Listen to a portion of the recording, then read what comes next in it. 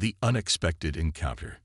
The mining station Kepler-7 floated in the void like a metal island, its lights cutting through the darkness of deep space. Marcus Chen wiped grease from his hands as he finished repairing another broken atmospheric processor. At 32, he had spent the last 8 years maintaining the station's endless maze of machinery. It wasn't glamorous work, but it kept humanity's most distant outpost running. Marcus was heading back to his quarters through the lower maintenance tunnels when he heard it. A soft whimpering echoed from behind a stack of old supply crates. He stopped, listening carefully.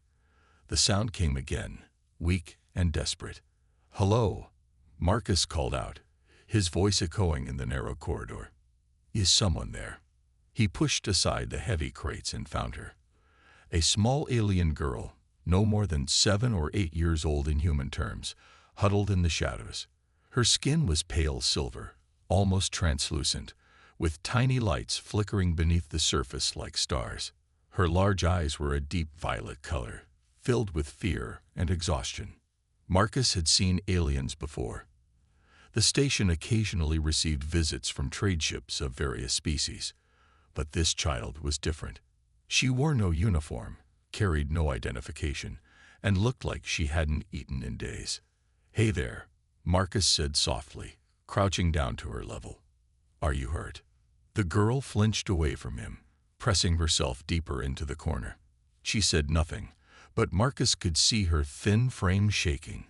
Without hesitation, he reached into his tool bag and pulled out his lunch. Today it was a simple protein bar and a bottle of water. "You look hungry," he said, placing the food on the ground between them and backing away. "Go ahead, take it." The girl stared at the food, then at Marcus. Slowly, cautiously, she reached out and grabbed the protein bar. She ate it quickly, desperately, as if afraid someone might take it away. Marcus watched, his heart breaking at the sight. Over the next few days, Marcus found himself returning to the same spot with food and water. The girl, who he learned was named Zira after she finally whispered it to him, gradually became less afraid. She began to trust him, though she still wouldn't leave her hiding place. Marcus noticed something strange happening around the station. Systems that had been failing for months suddenly started working perfectly. The atmospheric processors hummed more efficiently. The gravity generators had stopped their periodic fluctuations. The station's AI reported mysterious improvements to various systems, with no explanation for the upgrades. But Marcus was too focused on Zira to pay much attention to these oddities. He would sit with her during his breaks, sharing his meals and trying to make her laugh. Despite the language barrier, they communicated through gestures and simple words. She seemed fascinated by human culture, asking him about Earth and his family. One evening, while Marcus was teaching Zira a simple human card game, she placed her small hand on his wrist. Suddenly, the corridor filled with a soft, pulsing light emanating from her skin. The broken light panels above them flickered to life, glowing brighter than they had in years. Marcus stared in amazement as the light faded, and the panels returned to normal. Zira looked afraid, as if she had revealed something she shouldn't have. "It's okay," Marcus assured her. "I won't tell anyone." The next morning, Marcus's world changed forever. As he approached Zira's hiding spot with breakfast, he found the corridor swarming with station security. Chief Administrator Williams stood in front of the crates, his face stern and angry. "Marcus Chen," Williams called out, "you're under arrest for harboring an unauthorized alien presence on this station." 2 security officers grabbed Marcus's arms while others moved the crates aside, revealing Zira cowering in her corner. She looked up at Marcus with terror in her violet eyes. "She's just a child," Marcus protested. "She was lost and hungry. I was only helping her." "This child," Williams said coldly, "is a member of the Etherian race. They are one of the most advanced species in the galaxy, capable of manipulating matter and energy at the molecular level. Do you have any idea what you've done?" Marcus was dragged away, but not before he saw more aliens entering the corridor. These were tall, graceful beings that resembled adult versions of Zira, their silver skin glowing with the same inner light. One of them knelt beside the frightened girl and spoke to her in a melodic language that sounded like wind chimes. In the detention cell, Marcus couldn't stop thinking about Zira. Was she really some kind of advanced alien being? Had he unknowingly harbored a potential threat to the station? But all he could remember was a scared, hungry child who had needed help. Hours passed before Williams returned with two of the tall aliens. One of them, wearing what appeared to be ceremonial robes, spoke in perfect English. "I am Ambassador Therian of the Etherian Collective," the alien said. "We have come to retrieve our young observer." "Observer?" Marcus asked. "She was just a lost child." Ambassador Therian tilted his head, studying Marcus with interest. "Young Zira was indeed lost, but not in the way you think. She was sent here on a mission of evaluation." The room fell silent. Williams looked confused, while Marcus felt a growing sense of dread. "Evaluation of what?" Williams demanded. "Of humanity's worthiness to join the greater galactic community," Therian replied. "For years, we have watched your species from afar. We have seen your wars, your prejudices, your capacity for both creation and destruction. The Etherian Collective needed to determine whether humans possessed the moral character necessary for membership in our alliance." Marcus's heart raced. So Zira was testing us. Testing me. In a manner of speaking, yes, Therian acknowledged.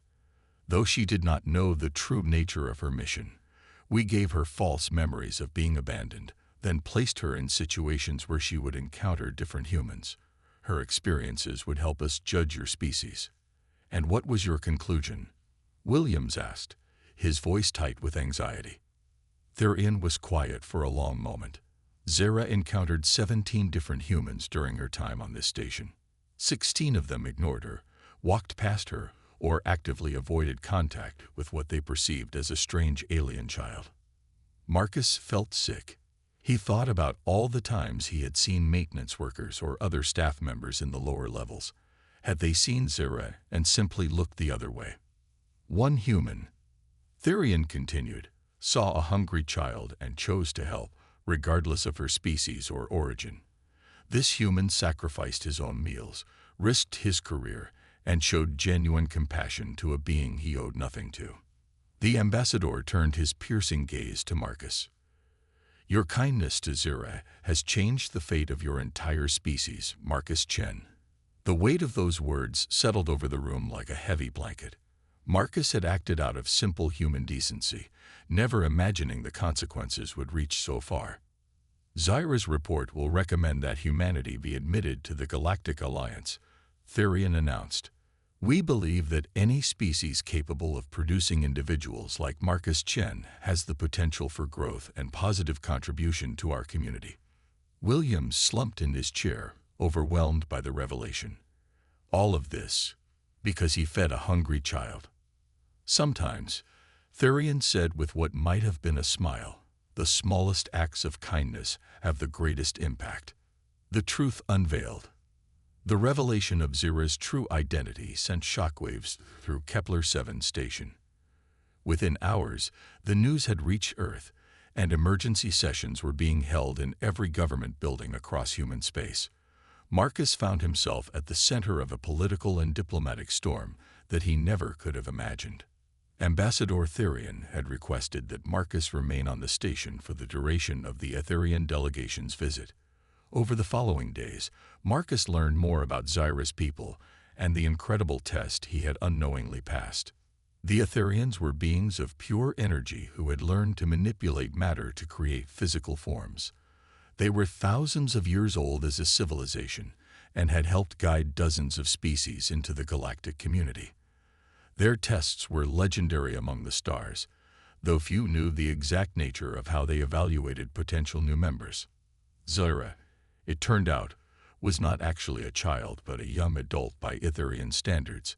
Her apparent age was part of the disguise, designed to evoke protective instincts in humans. The fact that Marcus had cared for her without expecting anything in return was exactly what the Etherians hoped to see. Your species has a unique capacity for empathy, Ambassador Therian explained during one of their many conversations. But you also have a troubling tendency toward tribalism and xenophobia. We needed to see which impulse would prove stronger when faced with a genuinely vulnerable alien being. Marcus sat across from the ambassador in what had once been a simple conference room, but now served as a makeshift diplomatic suite. Through the viewport, he could see additional Etherian ships arriving, their elegant curves glowing with the same inner light as their creators. "What happens now?" Marcus asked. I'm just a maintenance worker. I fix broken machines and clear blocked vents. I'm not a diplomat or a politician." "That," Therian said, "is precisely why you are so valuable. You acted without calculation, without considering the political implications. Your kindness was pure, uncontaminated by agenda." Over the next week, representatives from Earth arrived on Kepler-7. Marcus watched in amazement as his simple maintenance station transformed into the most important diplomatic location in human space.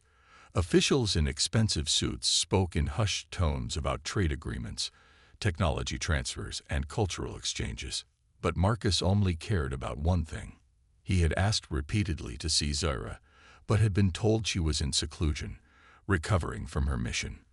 The Etherians maintained that the deep emotion she had experienced while in her assumed role required time to process and integrate. Finally, 10 days after the initial revelation, Therian approached Marcus with news he had been waiting for. "Zyra has requested to see you," the ambassador said. "However, you should know that she appears as she truly is now, not as the child you knew."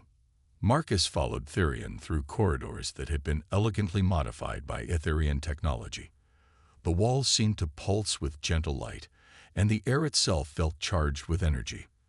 They arrived at a chamber that hadn't existed before, its walls curved and seamless like the inside of a pearl. Zyra stood at the center of the room, and Marcus barely recognized her. Gone was the frightened child with silver skin. In her place stood a tall, graceful being whose form seemed to shift between solid matter and pure light.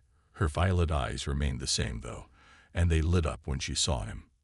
"Marcus," she said, her voice carrying harmonics that resonated in his chest. "I owe you an apology." "For what?" Marcus asked, still adjusting to her transformed appearance. "For deceiving you. For making you care for someone who wasn't real." Marcus shook his head. The hunger was real. The fear was real. Your need for kindness was real, even if everything else was disguised. Zyra's form solidified, becoming more recognizably humanoid. "During my time as that frightened child, I experienced emotions and sensations that we Etherians rarely encounter. Fear, gratitude, friendship. They were all new to me. You gave me something precious, Marcus. You gave me my first taste of genuine compassion." The weight of the moment settled over them. This being who could manipulate matter itself, who belonged to a civilization beyond human comprehension, had been profoundly affected by simple human kindness. The Galactic Alliance has officially extended an invitation to humanity. Zyra continued, "But that's not the only change coming. The Etherians want to establish a permanent embassy here, on Kepler-7. We want you to serve as the first human liaison." Marcus laughed, a sound that seemed strange in the ethereal chamber. "Me? I don't know anything about diplomacy or intergalactic politics. You know about kindness," Zyra replied. "You know about seeing past differences to recognize common needs. Those are the most important diplomatic skills there are." Over the following months, Marcus's life transformed completely. Kepler-7 became the nexus of human-alien relations, expanded and enhanced by Etherian technology until it rivaled the greatest space stations in the galaxy. Marcus found himself learning not just about the Etherians, but about dozens of other species in the Galactic Alliance. He discovered that his simple act of feeding a hungry child had implications far beyond what he could have imagined. The Etherians' positive evaluation opened doors that had been closed to humanity for centuries. Technology that could solve Earth's energy problems, medical advances that could eliminate most diseases, and opportunities for exploration beyond anything humans had dreamed possible. But perhaps most importantly, Marcus learned that kindness was indeed a universal language. As more alien species visited Kepler-7, they all seemed to respond to the same basic human decency that had moved him to help Zira. The young Etherian became his closest friend and collaborator. Together, they developed protocols for first contact situations, educational programs to help humans understand alien cultures, and infrastructure to support the growing community of beings who now called Kepler-7 home. Years later, as Marcus stood on the observation deck of the greatly expanded station, watching ships from dozens of different worlds dock at the massive hub, he often thought about that day in the maintenance tunnels. He had simply seen a hungry child and shared his lunch. Such a small act, yet it had changed the destiny of the entire human race. Zira joined him on the observation deck, her form settling into the more humanoid appearance she preferred when they were alone. "Do you ever regret it?" she asked. "Your quiet life maintaining the station." Marcus smiled, watching a graceful Etherian vessel dock alongside a blocky human transport. "How could I regret an action that brought so much good into the world? Even though you had no way of knowing the consequences." "Especially because of that," Marcus replied. "It means the kindness was real, pure, and apparently, that's what the galaxy needed to see." As the stars wheeled overhead and ships from across the galaxy continued their eternal dance around Kepler-7, Marcus reflected on how profoundly the simple decision to share a meal with a stranger had changed everything. It was proof, he thought, that no act of kindness, no matter how small, was ever truly insignificant. The universe, it seemed, had been waiting for humanity to prove that even in the vastness of space, compassion could bridge any distance, overcome any difference, and illuminate the darkness with hope. And it all began with one human who saw a hungry child and decided to help.